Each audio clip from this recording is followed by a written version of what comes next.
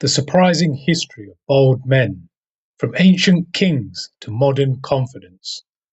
Imagine waking up one morning in ancient Egypt, looking into a polished bronze mirror and noticing your hairline creeping backward. Today, millions of men face the exact same moment. Some shrug it off, others panic, some spend thousands trying to stop it. But here's the fascinating thing. Baldness itself hasn't changed much in thousands of years. What has changed dramatically is how society views it. At different points in history, being bald has meant wisdom, power, masculinity, poverty, holiness, weakness, status, old age, intelligence, and attractiveness. The story of male baldness is really the story of human culture itself. So let's travel through more than 5,000 years of history and discover how different civilizations treated bald men and why society's attitude towards hair has constantly changed. Ancient Egypt, baldness wasn't always a problem. When most people think of ancient Egypt, they picture elaborate hairstyles and decorative wigs. That's because many Egyptians actually shaved their heads. The climate was brutally hot. Maintaining long hair could be uncomfortable and unhygienic. Wealthy Egyptians often removed their natural hair and wore carefully crafted wigs instead. In this society, baldness wasn't necessarily stigmatized because artificial hair was already common. However, surviving medical texts suggest some Egyptians still worried about hair loss. One famous medical document, known as the Ebers Papyrus, contains remedies intended to restore hair growth. Some of the ingredients were unusual, including mixtures involving animal fats from crocodiles, snakes, and hippos. Whether these treatments worked is another question entirely. The fact they existed tells us something important. Even in one of history's earliest civilizations, men cared about keeping their hair. Yet because wigs were socially acceptable, baldness itself carried less social risk than it would in many later periods. For wealthy Egyptian men, a good wig could solve the problem almost instantly. Ancient Greece, hair and masculine beauty. The Greeks had a very different attitude. Ancient Greek culture celebrated youth, athleticism, and physical perfection. Statues of ideal men often featured thick, healthy hair. As a result, male pattern baldness could be seen as a sign that a man was losing some of his youthful attractiveness. Interestingly, one of the most famous bald men in Greek history was Socrates. Descriptions of Socrates portray him as balding, physically unimpressive, and far from the Greek ideal of beauty. Yet his intellectual reputation was so immense that his appearance became secondary. This created an enduring association that would appear repeatedly throughout history, baldness linked with wisdom. At the same time, Greek physicians attempted to understand hair loss scientifically. Hippocrates, often called the father of medicine, was famously bald himself. According to historical accounts, he experimented with treatments of baldness. None succeeded. In fact, one of the earliest observations about male pattern baldness came from Hippocrates. He noticed that eunuchs, men who had been castrated, rarely became bald.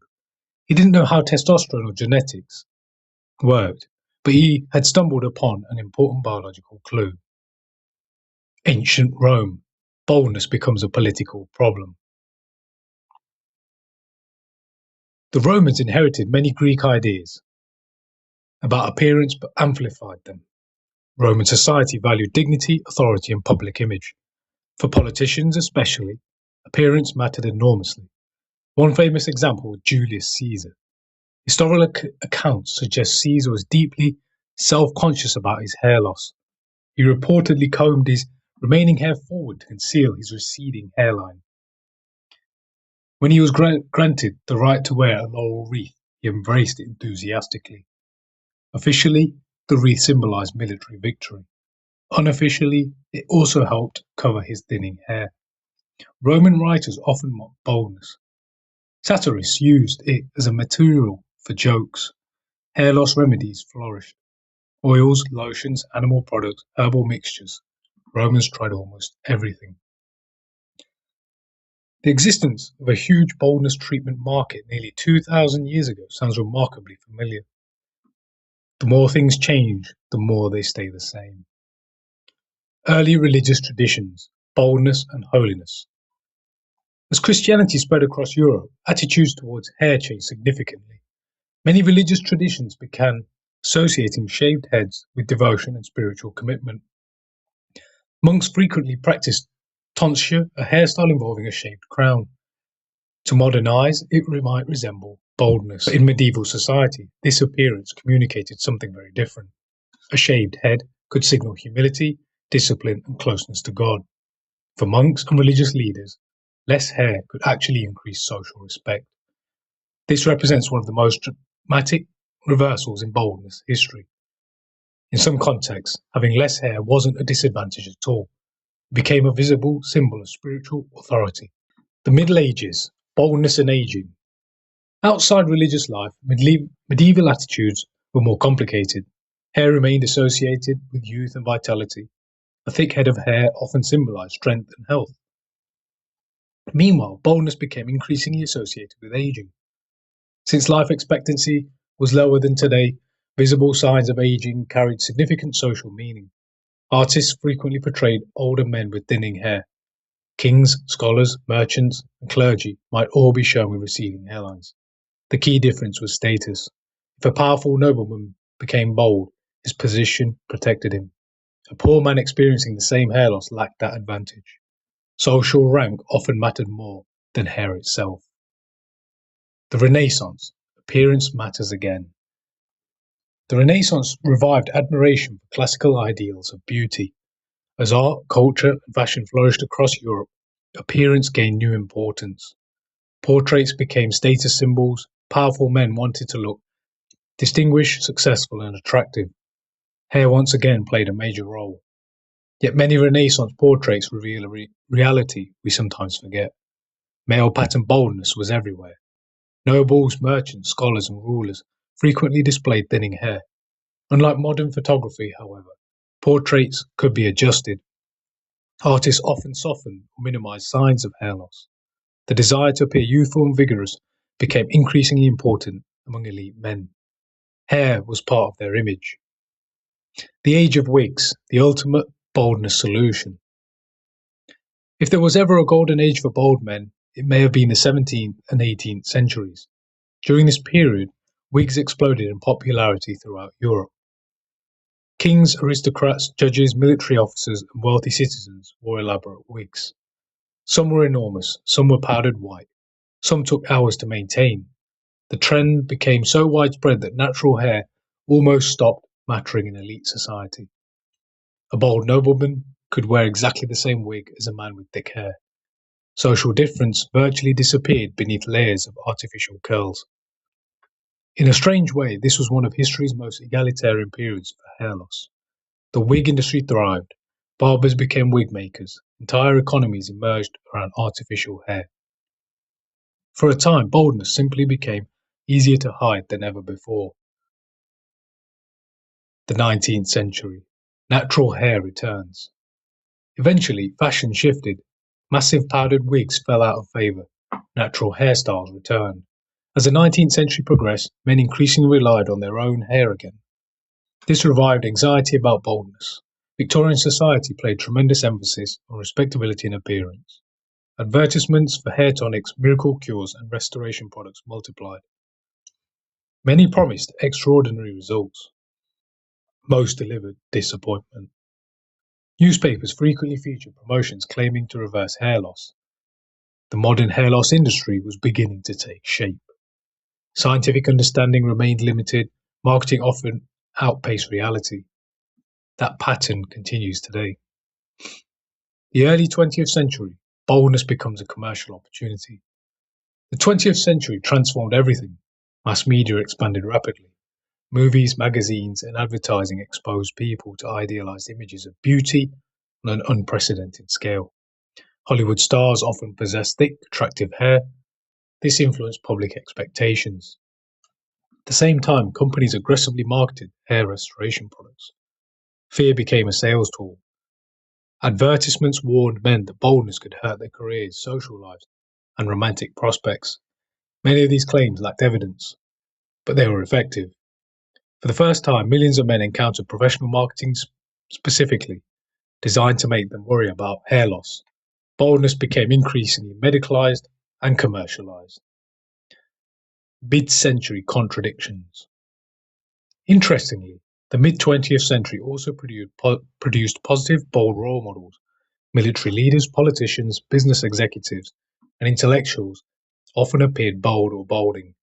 This reinforced older associations between boldness and authority.